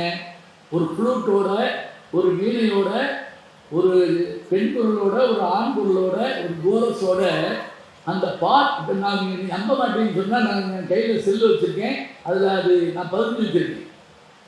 அது என்ன செஞ்சுருங்களா, 6 மெட்டில் போட்டு கொடுத்து. இது யார் செஞ்ச வேலை தான். நான் ரெக்கார்டிங் ரூம் போகலை, பாடல்களை பார்க்கல, இசை அமைப்பாளர்கள் ஒருத்தர் சந்திக்கலை, ஆனால் எல்லா வேலையும் அது பார்த்துச்சு. இது இத்தனை ஒரு விஞ்ஞான வளர்ச்சி இன்னைக்கு இருக்குது. ஆனாலும் கூட சில நேரங்களில் பாட்டு யார் எழுதுறான்னு தப்பு விட்டுருவோம். இது யாருக்கு இது பண்ண முடிஞ்சது சொல்ல முடியாமல் போயிடும். எதுக்கு சொல்கிறேன் அப்படின்னா, பழைய பாடல்கள், பழைய விஷயங்களை பார்க்குற போது அது யாரால் எழுதப்பட்டதுன்னு தெரிஞ்சுக்கணுங்க. எப்போவுமே ஒரு மெத்தடாலஜி என்னன்னு கேட்டிங்கன்னா, ஒரு ஒன்று எழுதினால், ஒன்று சொன்னால் அது யாருடைய கூற்றுங்கிறத நம்ம சொல்லணும். இப்போ நான் என்கிட்ட ஒரு 65 பேர் எம்பிஏ பட்டம் வாங்கியிருக்காங்க, 16 பேர் டாக்டர் பட்டம் வாங்கியிருக்காங்கன்னா, முதல்ல என்ன பார்ப்போம்னா அவங்க என்ன மெத்தடாலஜி ஃபாலோ பண்ணியிருக்காங்கன்னு பார்ப்போம். அதில் சொல்கிற மாதிரி அது இருக்கணும்னு நம்ம நினைப்போம். அதில் முக்கியமாக என்னென்னா, மேற்கோள் காட்டுறப்ப இன்னாருடைய கூற்றுன்னு சொல்லணுங்க. அது மட்டும் இல்லை, அந்த புத்தகத்தை பிலியோகிராஃபியில் பின்னாடி நமக்கு எடுத்து காட்டணும். பக்கம் இத்தனை, வரி இத்தனைன்னு சொல்லணும். இன்னைக்கு அது செய்யவே இல்லை. மேடையில் பல பேர் யார் கல்வியாவது எடுத்து வச்சுக்கிட்டு அவங்க கல்வி மாதிரி சொல்கிறாங்க. அது முறையாக்காங்க. பாட்டை சொல்லணும், சொல்றதா இருந்தால் பொருள் வேணும். இப்போ நான் சொன்னல, இப்போ நான் இந்த பாட்டு சொன்னோன்னு நீங்கள் எல்லாரும் ஒரு சந்தோஷமாக சிரிச்சிங்க. இது ஒரு சின்ன விருந்துன்னு வச்சுக்கங்களேன்.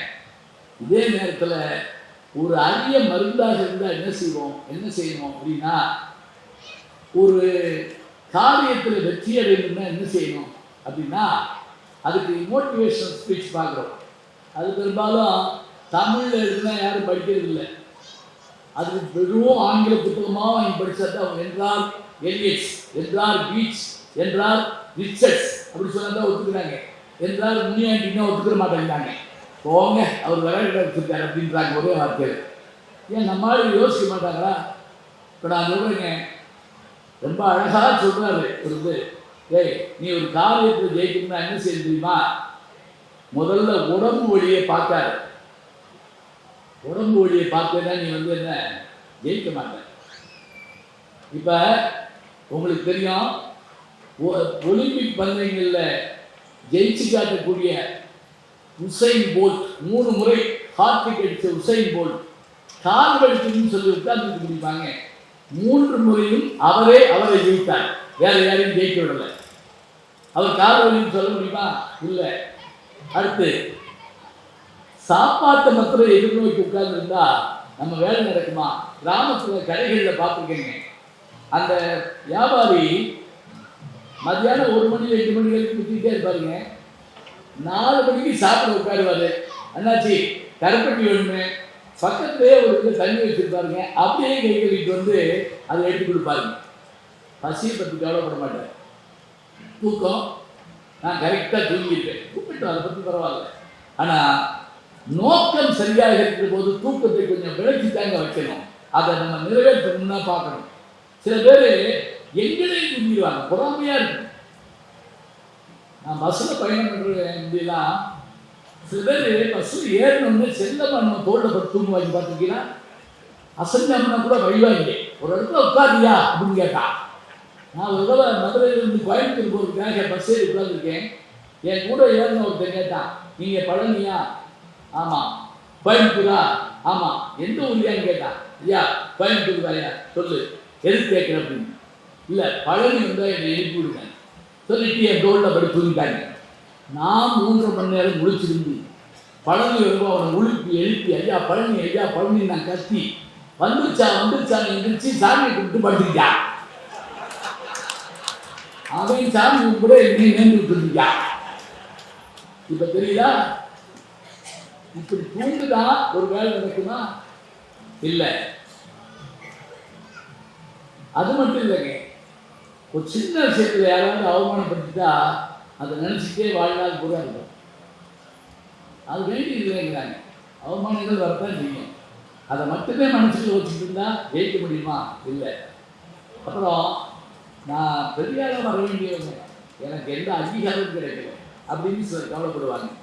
அதெல்லாம் எதிர்பார்க்காதப்பா, நீங்கள் பெரியாரா வருவேங்கிறத நீயே சொல்லிக்கோ. இப்படி பல செய்திகள் உள்ளடக்கி ஒரு பாட்டு இருக்கு. யார் தெரியுமா? நீதி நெறி விளக்கம். உங்களுக்கு இருக்கு, எனக்கு இருந்திருக்கு இந்த பாட்டு. நீங்கள் நான் உள்பட சாய்ஸ் விட்டுருப்போம், அவ்வளோதான். என்ன பார்த்தது? ஜெயிக்க வேண்டும் என்று நினைப்பவர்கள் பசியை நோக்க மாட்டார்கள், தூக்கத்தை பற்றி கவலைப்பட மாட்டார்கள், உடல் வலி பற்றி நினைக்க மாட்டார்கள், அவமானங்களை கண்டு அஞ்ச மாட்டார்கள், ஆதங்கத்தால் வருந்த மாட்டார்கள், பிறர் பாராட்டவில்லையே என்று அவர்களுக்கு ஒருபோதும் கவலை இல்லை. ஏனென்றால் அவர்கள் நோக்கம், அவர்களுடைய இலக்கு ஒன்றுதான். மெய்வருத்தம் வாரார், பசி நோக்கார், கண் குஞ்சார், எவ்வளவு தீமையும் மேற்கொள்ளார், செல்வி அருமையும் பாரார், அவமதிப்பும் கொள்ளார், கர்மமே கண்ணாயினார். இவ்வளவுதாங்க. கர்மமே கண்ணாயினார்னா செய்ய வேண்டும் என்று நினைத்து விட்டால் அவர்கள் பசி, முதல்ல மெய்வருத்தம் பாரார், இரண்டாவது பசி நோக்கார், கண் குஞ்சார், எவ்வளவு அடுத்தவனுக்கு தீமை செய்யக்கூடிய நேரம் இருக்காதாங்க. அதுதானே வாழ்க்கை. எப்ப பார்த்தாலும் பிறருடைய தீமையை நினைச்சிட்டு இருந்தா நம்மளால வாழ முடியுமா? சொல்லுங்க பார்ப்போம். இல்லை. அவமதிப்பு கொள்ளார். இப்படிப்பட்டவர்கள் தான் ஜெயித்து காட்டுவார்கள். இந்த பாட்டை நான் பல இடங்களில் எங்கே போய் சொல்லுன்றீங்களா? மோட்டிவேஷனல் வகுப்பில் சொல்லுவேன். நீ ஜெயிக்கணும்னா இந்தந்த விஷயங்களை கையில் வச்சுக்கோ, மனசுல வச்சுக்கோ. இதை வச்சுட்டா என்ன செய்யும்? ஜெயிக்கணும். சில பேர் கேள்வி கேட்பாங்க, எல்லா பாட்டும் நீங்கள் சொல்கிறீங்க, அது மறந்து போயிருக்குங்க அப்படிங்கிறாங்க. இன்னொன்று, மனப்பாடம்லாம் பழசுங்க அப்படின்னு தட்டினா வந்துட்டு போகுது, இதில் இருக்கு அப்படி சொல்லக்கூடாது. ராமாயணமோ பாரதமோ பேச கூப்பிடுறீங்கன்னு வைங்க, நான் உள்வாங்கிட்டு உங்கள்கிட்ட பேசுறேனே தவிர ராமாயணம் 6 காண்டத்தையும் கொண்டு வந்து அடுக்கி பாலகாண்டம், அயோத்தி காண்டம், ஆரண்ய காண்டம், கிட்டிந்த காண்டம், சுத்தல காண்டம், அதே சமயத்தில் யுத்த காண்டம், அதுவே ஒரு 6 புத்தகம் இருக்காருன்னா பதிப்பு அப்படியே அடுக்கி ராமன் இந்த வர்றேன் அப்படின்னு திரட்டினேன்னு வைங்க, சீதை இந்த வர்றேன், நீங்கள் என்ன செய்வீங்க? நீ திரட்டிக்கிட்டே உட்காந்து நான் போயிட்டு வரேன்னு போயிடுவீங்க. எனக்கு அது உள்குள்ள போயிருந்தா தான் நினைப்புல வரும். மறந்து போயிருக்கு, மறக்காதுங்க. எப்படி மறக்கும்? இப்போ ஒரு போட்டியே வைப்போம், ஒரு அறைக்குள்ள உங்களை போக சொல்கிறோம். அந்த அறைக்குள்ள எல்லா வகையான உயர்ந்த பொருட்களும் இருக்குது. வைர நெக்லஸ் தொடங்கி 1.5 லட்ச ரூபா பைக்கில் இருந்து எல்லாமே அங்கே இருக்குது. அப்படி எல்லாமே இருக்கிறப்ப நம்மகிட்ட ஒரே ஒரு கண்டிஷன் போடுறாங்க. வெளியே வந்த உடனே ஒரு நோட்டு புத்தகம் வச்சுருப்போம், ஒரு பேனா இருக்கும், 1 நிமிஷம் நீங்கள் உள்ளே போகலாம். உள்ளே போனோடனே எந்தெந்த பொருளை பார்க்குறீங்களோ அத்தனை பொருளும் உங்களுக்கு சொந்தம்னு சொல்லிட்டா என்ன செய்வோம்? அப்படியே ஆடு உள்ளே போவோம், வெளியே ஒடியாந்து அது டிவி பைக் எல்லாம் சொல்லுங்கள. இந்த போட்டியில் ஒருத்தர் வெளியே வந்து 101 பொருள் சொல்லிட்டாங்க, 100 பொருள் தான் வச்சிருக்காங்க. வாசல் இந்த பிள்ளையும் சேர்த்து எழுதிட்டாங்க. பாருங்க எப்படி மனசு இருந்துச்சு. அவையெல்லாம் நமக்குத்தான் என்று சொன்னவுடன் நம் மனது அவ்வளவு துரிதமாக வேலை பார்க்குது. நினைவாற்றல்னா சாதாரண இல்லை. அந்த நினைவாற்றலுக்காக தான் நம்ம மூளை எல்லாத்தையும் நம்ம மிஷினை பார்த்து செஞ்சிருந்தோம்னா அப்புறம் என்ன செய்யறது சொல்லு பார்க்கலாம். இப்போ நாங்கள் இந்த மாதிரி நாமளாவது மனிதர்களோடு போராடினா அடுத்த தலைமுறை எந்திரத்தோடு தான் போராட போகுது. எந்திரத்தோடு ஆனால் எந்திரம் பெருசு இல்லைங்க. ஏன் தெரியுமா? அதை கண்டுபிடிச்சோடனே நினச்சிருந்தாங்க. கணித மேதை சகுந்தலா தேவியை பற்றி நீங்கள் கேள்விப்பட்டிருக்கீங்க. அந்த அம்மா ஒரு முறை ஒரு சாதனை பண்ணி காட்டினாங்க. ஒரு 13 கம்ப்யூட்டரை வச்சு நடுவில் அந்த அம்மா உட்காந்து அந்த தேர்வாளர்கள் ஒரு பெரிய எண்ணை பெருக்க சொல்லி கொடுக்குறாங்க. நிறைய இது உள்ளது. 5 இலக்கம் 6 இலக்கம் என்ற அந்த எண்ணை பெருக்கணும். இந்த 13 கம்ப்யூட்டரையும் கொடுத்துட்டு இந்த மாதிரி கொடுக்குறாங்க. இந்த கம்ப்யூட்டர் வாங்கி உள்ளே எடுத்துக்கிட்டு அது எண்ணி போடுறதுக்குள்ள நம்ம போட்டு காமிச்சாங்க. என்ன தெரியுமா? கணினி சிறப்பானது தான், ஆனால் அந்த கணினியை கண்டுபிடித்த நம்முடைய மூளை அதை காட்டும் சிறப்பானது. அதனுடைய நியூரான்ஸ் கோடிக்கணக்கில் லட்சக்கணக்கில் நெருப்பு இருக்குன்னா அப்படி தொடர்ந்து உடனே முதல் செய்தி என்னன்னா, இதில் சுடுதுன்னா இது விறுவிறுவிறுன்னு மூளைக்கு போய் சாதாரண எடுத்துக்கோன்னு சொல்லுது இல்லை, அதே ஸ்பீடில் எடுத்துக்கோன்னு சொல்லணும். எப்படி முடியும்? எவ்வளவு வேகமாக செயல்படணும்? இந்த செயல்பாட்டுக்குரிய இதை நம்முடைய மூளை வச்சிருக்கு. இதை பயன்படுத்தணும். நான் ஒரு இதில் படித்தேன். ஐன்ஸ்டீன், தாமஸ் ஆல்வா எடிசன் 2 பேரும் நோபல் பரிசு பெற்றவர்கள். அவர்களுடைய மூளையை பரிசோதிச்சு பார்த்தாங்க. இறந்த பிறகு அதில் ஒரு சின்ன பகுதி தான் தேய்மானம் ஆயிருந்துச்சான். 2 பேருமே நோபல் பரிசு வாங்கினவங்க. ஆனால் என்ன, அதில் கொஞ்சம் தான் தெரிஞ்சிருக்கு. அப்படின்னா நம்ம மூளை எவ்வளோ ஃப்ரெஷ்ஷாக இருக்கும் பாருங்க. நம்ம என்ன சிந்திக்கிறோம்? பெரும்பாலும் ஹோட்டலில் போய் புரோட்டா சிம்பமா பொங்கல் சிம்பமா சிந்தனை பெரும்பாலும் இருக்கு. இந்த சில சமயம் நம்ம ஸ்டார் ஹோட்டல் போனோம்னா அதில் ஒரு சிக்கல் இருந்துருக்கீங்களா? அதில் பெரும்பாலும் லைட் இருக்காது, 0 வாட் பல்பு தான் போட்டிருப்பாங்க. அந்த மெனு கார்டு ஆங்கிலத்தில் இருக்கும், பார்த்துருக்கீங்களா? அந்த உணவும் தமிழ் உணவு இருக்காது. ஒருத்தர் போனவுடனே உள்ளே உட்கார்ந்தோடனே அவங்க அந்த மெனு கார்டு கொடுத்தாங்க. அது 5ஆம் கிளாஸ் இங்கிலீஷ் புத்தகம் மாதிரி இருக்கு. அப்படியே பரட்டிக்கிட்டே இருந்திருக்காங்க. கண்ணு தெரியல, லைட் இல்லை. அப்புறம் யோசிச்சு பார்த்தான், நல்ல பொருளாக இருந்தால் கடைசியில் போட்டுப்பாங்க அப்படின்ட்டு அவனை கூப்பிட்டு, அந்த இவரை கூப்பிட்டு, பேரரை கூப்பிட்டு இந்த கடைசி இடத்துல கொண்டு வா அப்படின்னா. அவர் சொன்னார், அது ப்ரெஸ் நேமு, இந்த அடிச்சோம்னா என்ன ப்ரெஸ்ஸில் அடிச்சோம்னு போட்டோம்ல, ஆனால் அவன் பலகாரம்னு நினச்சிருந்துருக்கான். சரி அப்படியா, நான் அவர் சாப்பிட்றது கொண்டு வா, அது வச்சு வேற கொண்டு வரேன் போ. அவனுக்குள்ள அது கூட யோசிக்க முடியல. எழுத்தாளர் சுஜாதா ஒரு முறை சொன்னாருங்க, எதுக்கு தெரியுமா விளம்பரம் திரும்ப திரும்ப திரும்ப போடுறாங்க? ஒரு மிடில் கிளாஸ் மனிதர் அலுவலகம் முடிஞ்சு வீட்டுக்கு வர்றப்ப மனைவி சொன்ன ஒரு விஷயம் ஞாபகம் தான், இன்னைக்கு இருந்தால் செல்லில் என்ன காப்பித்தூள் வாங்கிட்டு சொன்னேன்னு கேட்டுக்கொள்ளலாம். முன்னெல்லாம் அப்படி செய்ய முடியாது. காப்பித்தூள் கலைக்கு போனால் அவர் ஒரு ஆள் கேட்பார், இது இந்த டீப்பு கலந்ததா, இது கலந்ததா, அது கலக்காததா. நம்ம குழம்பிடுவோம். ஐயோ என்னது, எது வாங்கி போனாலும் வழி விழுகுவேன் அப்படின்னு நம்ம யோசிப்போம். அப்போ அந்த விளம்பரம் ஞாபகம் இருக்குமா? காஃபி என்றாலே அப்படின்னா சட்டுன்னு வாங்கி பார்ப்போம். அப்போ என்ன தெரியுங்களா, நமக்கு பதிய வைக்க வேண்டும் என்பதற்காக சொல்லப்படுகிறது. இப்போ நம்முடைய இலக்கியங்கள் எல்லாங்க, நூல் நம்ம படிக்கிறது தான் என்ன தெரியுங்களா, நமக்கு ஒன்று மகிழ்வை தரணும், அது விருந்து. நம்மை வழி நடத்தணும், நமக்கு என்ன மாதிரி வாழ வேண்டும் என்பதையெல்லாம் சொல்லித்தர வேண்டும். அண்ணன் தம்பியினுடைய வாழ்க்கை எப்படி இருக்கணுங்கிறதுக்காக தரங்க திரும்ப திரும்ப ராமாயணம், திரும்ப திரும்ப மகாபாரதம் சொல்லப்படுது. சொல்லு பார்க்கலாம். தம்பியரில் சிறந்தவர் ராமன் தம்பியரா அல்லது ராவணன் தம்பியரான்னு நாங்கள் பட்டிமன்றம் போடுவோம். என்ன இதில் என்ன தெரிய போகுது, என்ன பட்டிமன்றம் அப்படி இல்லைங்க. ஒரு டிக்கெட்டில் 2 படம் மாதிரி ராமன் தம்பியரை பற்றி தெரிஞ்சுக்கிறோம். அதாவது பரதன், இலக்குவன், சத்ருகனன். அதே மாதிரி ராவணனுடைய தம்பியர் அவங்களை பற்றி தெரிஞ்சுக்கிறோம். கும்பகர்ணன், அதே மாதிரி பீஷ்ணன் தெரிஞ்சுக்கிறோம். இவங்கள யார் சிறந்தவங்கன்னு பேசுகிறப்ப நடுவர் யோசிச்சு சொல்கிறப்ப எப்படி இருக்கும்? ஆசாயான சம்பந்தம் போன்றவர்கள்லாம் அந்த தீர்ப்பு சொல்கிறப்ப, குற்றக்குடி அடிக்கிறார் போன்றவங்க தீர்ப்பு சொல்கிறப்ப அப்படி இருக்கான்னு கேட்போம். திருச்சி வானொலியில் அந்த காலத்தில் அதை அவ்வளோ அழகாக ஒளிபரப்புவாங்க. அப்படியே நேருக்கு நேரம் கமெண்ட் கேட்குற மாதிரி நமக்கு இருக்கும். அப்போ என்ன இருக்குங்களா, அது விபீஷணன் போய் கும்போதரன் சொல்கிறான், என்ன நீ வந்துரு, ராமன் நல்லவர், நம்ம அண்ணன் தப்பு பண்ணான் கேட்கல, நான் சொன்னேன் கேட்கல, நீ சொன்ன கேட்கல, நீ கஷ்டம் வாங்கினேன். அதுக்கு அவன் கும்போதரன் சொல்கிறான், அவன் பெரிய இதான உண்டான அப்படி தானே சொல்கிறான். அவன் மாதிரி ஒரு மனம் உள்ளவன் யாருங்க? அது சொல்கிறான், தம்பி என்ன சொல்ற நீ? அண்ணன் செத்து கிடக்கிறத பார்த்து நம்ம உயிரோடு இருக்கலாமாடா?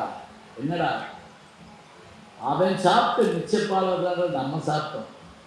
அவன் அம்மாட்ட சாப்பிட்டது போக மிச்சம் இருந்த பாலை தான் நீ நானும் சாப்பிட்டோம். அதோடு மட்டும் இல்லை, அவன் இறந்த பிறகு நம்ம வாழ்றதுக்கு ஒரு வாழ்க்கையை நான் நினச்சி பார்க்கலாம். ஆனால் நீ போ, நீ இருக்க வேண்டாம், நீ அங்கே போ. ஏன் தெரியுமா? எல்லாரும் போயிட்டா நம்ம வம்சம் இல்லாமல் போயிருந்தா போ சொல்லி பார்க்குறாங்க. அண்ணன்ட்டு எவ்வளோ வாதம் என்ன தெரியுமா? பேசுவது மான்விடை, எழுவது காமம், பூசுவது மானிடவை நன்று நம்ம குற்றம். பேச்செல்லாம் பெரிய பேச்சு பேசுகிறாங்க, நீ போய் மனுஷன்டாட்டி போய் கூப்பிட்டு வரலாமா அப்படிலாம் சொன்னாங்க. எல்லாம் சொல்லிட்டு கடைசியில் அவன் இறந்து விழுகிறான். அப்பா அவனுடைய முகம் சிதைக்கப்படுது. யாருக்காக? அண்ணனுக்காக. இந்திரஜித்தனுடைய மரணமும் இதேமா இருக்கான். அவன் அப்பாட்ட எல்லாம் அவன் சொல்கிறான், அப்பா அந்த பெண்ணை விட்டுப்பா, வேணாப்பா, சொன்னா கேளுப்பா, கேட்கல. உடனே நம்பி போர் விடணும்னு நினைக்கிறியா? இன்னைக்கு நம்ம சொல்லுவது தெரியுமா? ஓம்ப சம்பாதிக்கிறத வாழ்றோம்னு நினைக்காதா? சொல்றோம்ல, என்னையை நோக்கி நெடுப்பகை தேடிக்கொண்டேன். யாரையும் நினைச்சு நான் தொடங்குதா? இந்த போர் எனக்காக நான் தொடங்குதா? இந்திரஜித்தன் போறான். போயிட்டு நான் திரும்பி வரமாட்டேன்ப்பா, நான் வரலனாலும் நீ அந்த சீரியை விட்டு நீ நல்லா இருப்பா சொல்கிறாங்க. அங்கே அவனுடைய அந்த போரில் மாயப்போரில் தோற்று போகிறான். அவன் யாகம் செய்கிற இடத்துல போய் விபீஷணன் காட்சி கொடுத்த உடனே லட்சுமணன் என்ன பண்ணுறான்? அவனுடைய தலையை அறுத்துடுறாங்க. அந்த தலையை அந்த குரங்குகள் கொண்டு ஓடியாது அப்படி தூக்கி போட்டு விளையாடுது, கால் பண்ண மாதிரி. இப்போ இறந்துட்டாங்கிற செய்தி அவனுடைய மனைவி சுலோச்சனை, 2 பேருக்கு அந்த பேர்லாம் தெரியாது, சுலோச்சனை, அவள் போய் என்ன செய்யறா? இதோட முடிச்சிடுறேன், நான் கவலைப்பாருங்க, டைம் ஆயிடுச்சுன்னு நினைக்கிறேன். சரியா? ஆயிடுச்சு. எவ்வளோ சந்தோஷமாக சொல்கிறாரு. நான் 8 மணிக்கெல்லாம் கொடுத்துருந்தாங்க. அது எதுக்கு சொல்கிறேன்னா, எப்போவுமே இந்த நேரத்தை கேட்டுட்டு தான் பேசணும். நான் ஒரு சின்ன கிராமத்துக்கு போயிருந்தப்போ அந்த ஊர் பஞ்சாயத்து போர்ட் தலைவருக்கு எவ்வளோ நேரம் பேசணும்னு கேட்டேன். அவர் ஒடியாந்து என் கையை முடிச்சுட்டு, அப்படிலாம் கேட்கக்கூடாது, இது உங்கள் ஊர், நீங்கள் எவ்வளோ நேரம் வேணாலும் பேசணும், நாங்கள் போயிடுவோம் அப்படின்னு சொன்னார். எங்களுக்கு வேலை இருக்குல்ல, நீங்கள் இப்போ நான் தான் வேலையை தவணை ஊருக்கு போய் பேசிட்டு இருக்கேன், நேரம் ரொம்ப முக்கியம். சரி, இந்த ஸ்லோகத்தினை போய் தன்னுடைய கணவனுடைய உடம்பு கிடைக்குது, தலையை காணும், கேட்குறா, நான் இந்த இடம் கிடக்க போகோ அப்படின்னா போய் எடுத்துடுறாங்க. கையில் வச்சுட்டு அழுத்து கேட்குறா, ஒரு வார்த்தை எங்கள் அப்பாட்ட சொல்லிட்டீங்கன்னா எங்கள் அப்பா படையெழுப்பி உங்களை காப்பாற்றிருக்க மாட்டாங்க. இப்போ இறந்ததால பேசுமான்னு கேட்கக்கூடாது, பேசுகிறதா கூட அந்த பெண் கற்பனை பண்ணிக்கலாம். இந்த இறந்து போனவங்க ஒரு வார்த்தை பேசிட மாட்டாங்களான்னு சிலர் கதறுவாங்க. இதே வார்த்தை கண்ணகி கோமலன் தப்பி கதற போது, நீ என்னோட இறந்துடாத இருந்து நம்ம ஒரு வார்த்தை சொன்னது திருப்பதியாற்றில் வருது. இது சூப்பர் நேச்சுரல்பாங்க, இயற்கை இறந்த நிகழ்ச்சிம்பாங்க. ஆனால் நமக்கு எங்கள் அப்பா கடைசியாக சொன்னது அப்படின்னு ஒரு வார்த்தை சொல்கிறோம்ல, அப்படியான எண்ணம் உண்டு. அந்த கதை சொல்லுது, சொல்கிறா, எங்கள் அப்பாட்ட ஒரு வார்த்தை சொல்லியிருந்தா உங்களை எங்கள் அப்பா காப்பாற்றிருப்பாங்க. அந்த தலை பேசுதுங்க, சொன்னதே உங்கள் அப்பன் தான் அப்படிங்குது. யார் தெரியுதா? இலக்குவன் யார் என்று கேட்டால் அவன் ஆதிசேஷனுடைய வடிவம். ஆதிசேஷன் யாருன்னா திருமால் படுத்திருக்கக்கூடிய அந்த பஞ்சமி. அந்த ஆதிசேஷனுடைய மறுவடிவம் தான் லட்சுமணன். அந்த இந்த ஆதிசேஷனுடைய மகள் தான் யாருன்னு கேட்டால் இந்த ஸ்லோச்சன் அவளை தான் இவன் கல்யாணம் பண்ணுறான். ஒரு வார்த்தை எங்கள் அப்பாட்ட சொல்லியிருந்தா அவர் வந்து காப்பாற்றிருந்தார். சொன்னதே உங்கள் அப்பன் தாரன்னு சொன்னோடனே அப்படியே அழகிடுறாரு. சுலோச்சனா சரி என்று சங்கரதாஸ் சுவாமிகள் எழுதுகிற நாடகத்தை நீங்கள் பார்க்கலாம். நாடக உலகினுடைய ஆசான் அவருக்கு பேர். நாடக உலகினுடைய தந்தை யார் என்று கேட்டால் பம்மல் சம்பந்தம் முடியாது. 100க்கும் மேற்பட்ட நாடகங்கள் எழுதுவர். அது மட்டும் இல்லைங்க, அன்னைக்கு சொன்ன விஷயத்தை இப்போ கேட்டாலும் நம்ம கண்ணு கலக்கணும், அது ஒரு வெற்றி. இன்னைக்கு நம்ம சிரிச்சு மகிழணும், அது ஒரு வெற்றி. பிரதாப முதலியார் சரித்திரம் முதல் நாவல் 1879. அதில் வர்ற ஜோக்கை இன்னைக்கு சொன்னாலும் நம்ம சிரிக்கலாம். அதில் ஞானாம்பாள் கதாநாயகி, பிரதாப முதலியார் கதாநாயகன். இவன் கொஞ்சம் மக்கி, அவன் கொஞ்சம் அறிவாளி. பேரை பாருங்க, ஞானாம்பாள். அப்போ வந்து அது பாத்தியாருக்கு அடி வாங்கிட்டு வந்து இந்த கதாநாயகன் கேட்பான் அவர்கிட்ட, எப்படி தமிழில் உயிரெழுத்து எத்தனை அப்படின்னு கேட்பான். அவன் உடனே கரெக்டாக சொல்லுவான், 12 அப்படின்பா. தலையில் அடிச்சுக்கலாம். 50ன்னு சொன்னதுக்கே அந்த தமிழ் வாத்தியா என்னை போட்டு அடித்தான். நீ 12ன்னு சொல்கிற, உன்னை கொல்ல போகிறான். என்ன சொல்கிறது? எப்போ எழுதுனது இப்போ திருப்பி வருதா? இது இன்னைக்கு நம்மளை வந்து அப்படி அசைச்சு பார்க்கணும். அதே போல் சபாபதி நாடகம் படமாக கூட வந்துச்சு. அதில் அந்த முதலாளி பேரும் சபாபதி, வேலைக்காரன் பேரும் சபாபதி. காளியன் ரத்னம்னு ஒரு நடிகர். 4 நாளுக்கு பக்கோடா, 4 நாளுக்கு பக்கோடா, 4 நாளுக்கு பாதாம் அல்வா வாங்கிப்பான் அப்படின்னு 2 காலம் தான் கொடுப்பாரு. யார்? டிஆர் ராமச்சந்திரன். 4 நாளுக்கு பக்கோடா, 4 நாளுக்கு பாதாம் அல்வா. அது 2ஐயும் போய் கடை வரைக்கும் போய் திரும்பி வருவாங்க. என்னப்பா இல்லையான்னு கேட்பாரு. எந்த கால நாளுக்கு பாதாம் அல்வா, எந்த கால நாளுக்கு நீ பக்கோடான்னு சொல்லாம முட்டியாப்பா அப்படின்றாரு. இது எங்கள் அப்பா சொல்லுவாருங்க. எங்கள் அப்பா தமிழாசிரியர் சொல்லுவார், அது ஜோக்கா இருந்தாலும் தான் இந்த பணம் இதுக்குத்தான் தீர்மானிச்சா அந்த பணத்தை அதுக்குத்தான் வச்சுக்கணுமா, அதுதான் சிறப்பாக. இதுக்கான பணத்தை வேலைக்கு செலவழிச்சுட்டா அதை நம்ம பேலன்ஸ் பண்ண முடியாது. பாருங்க, ஒரு சின்ன நகைச்சுவையில் கூட சொல்லப்படுகிற செய்திகள் நம்ம உள்ளத்தாலேயே அசைச்சு காட்டு. அறஞ்செய்ய விரும்பணும்மா. ஏன்னா உனக்கு மனசு நல்லா இருந்தால் போதும், அது எல்லாவற்றையும் சரி செய்யும். இலக்கியங்களை படிப்பது அதற்காகத்தான். மனம் எனும் அந்த ஒன்றை குரங்கு போன்று அதை கட்டுப்படுத்தி காப்பாற்றக்கூடிய ஆற்றல் அதற்கு உண்டு என்று சொன்னால் நிறைய வாசிக்கணும், திரும்ப திரும்ப வாசிக்கணும். ஒவ்வொரு முறை வாசிக்கிற போதும் அதில் ஒரு புதிய செய்தி வந்தால் அது கொடுக்கவில்லை, நாம் வளர்ந்துருக்கிறோம் என்று அர்த்தம். நான் 2ஆம் கிளாஸில் திருக்குறள் படித்ததுக்கும் டாக்டரேட் படிக்கிறப்ப திருக்குறள் படிக்கிறது எனக்கு வித்தியாசம் இருக்குன்னா எப்படி அப்படின்னா, என் அறிவு மூலமாக நான் அதை பார்க்குறப்ப அடேப்பா திருவள்ளுவர் எவ்வளோ பெரியவர். இந்த நாளை மறுநாள் அங்கே வெள்ளி விழா கொண்டாட போகிறாங்க. 1ஆம் தேதி எங்கள் குமரிமுனையில். அந்த குமரிமுனையில் வள்ளுவருக்கு சிலை வைத்து அந்த சிலையில் அதுக்கான 25 வருஷம் ஆச்சுன்னு சொன்னால் அழகாக சொன்னார் பாருங்க. நீலத்திரைகள் ஓரத்திலே நின்று நித்தம் தவம் செய் குமரியல்லை வட மாலவன் குன்றம் நிகழ்ச்சிடையே புகழ் மண்டி கிடக்கும் தமிழ்நாடுன்னு சொன்னால் அங்கே நின்ன அந்த தாய் யாரு என்றால் நீலத்திரைகள் ஓரத்திலே, தூரத்தில் இல்லை, நித்தம் வார்த்து கொடுக்கல, நின்று உட்கார்ந்துள்ள தவம் செய்யக்கூடிய அந்த குமரி எண்ணெய்க்கு துணையாக இருக்கட்டும் என்று சொல்லி வள்ளுவனையும் நிறுவியிருக்கிறார்கள். ஏன் தவம் செய்தாங்க தெரியுமா? 2 பேரும் கடல் கொண்ட நூலெல்லாம் திரும்ப வந்தால் நமக்கு அத்தனை செய்திகள் கிடைக்கும். மயிலை சீனிவேந்து சாமி எழுதிய மறைந்து போன தமிழ் நூல்கள்னு ஒரு எதிர்ப்பு இன்னொரு புத்தகம், எப்பயாவது எடுத்து படித்து பாருங்க. அதில் சொல்லப்படுற அந்த செய்திகளையும் அந்த புத்தகங்களையும் பார்க்குறப்ப எவ்வளவு இதை இழந்துட்டோம்னு நமக்கு தெரியுது. நச்சினார்த்தினியை பற்றி ஊவேசா எழுதுவார். இவரை நான் படித்து கொண்டு வருகிற போது இந்த ஒரு மேற்கோள் காட்டி இந்த பாட்டு எதில் வருதுன்னு சொல்லாமல் வந்த வழி கண்டுகொள்ளுன்னு போயிடுவார் ஒரே வார்த்தையில். நீ படித்து பாரு, உனக்கு புரியும் பாரு. என்ன செய்யறது? அது சொல்லியிருந்தா அந்த நூலை நான் தேடி எடுத்து பதிவு பண்ணேன் அப்படின்னு பாருங்க. தமிழ் பெரும் கடல். நான் இன்னொரு வரைக்கும் என்ன செஞ்சேன்? ஐன்ஸ்டீன் சொன்ன மாதிரி நான் சிற்பிகளைத்தான் பிறக்கி இருக்கிறேன். கடற்கரைக்கு சிலர் காற்று வாங்க போவார்கள், சிலர் கடலில் குளிக்க போவார்கள், சிலர் மீன் பிடிக்க போவார்கள், சிலர் அயலகம் செல்வதற்காக போவார்கள், சிலர் சுண்டல் வாங்கி தின்பதற்காக போவார்கள், சிலர் கடலுக்குள் மூழ்கி முத்தெடுப்பார்கள். முத்தெடுப்பதும் சுண்டல் வாங்கி தின்பதும் அயலகம் செல்வதும் காற்று வாங்க போவதும் நம்முடைய கையிலே தான் இருக்கிறது.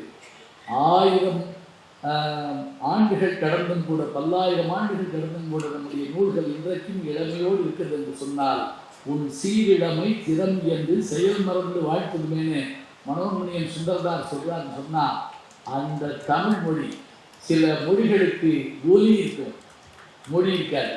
சில மொழிகளுக்கு லிபி இருக்காது, மொழி இருக்கும்.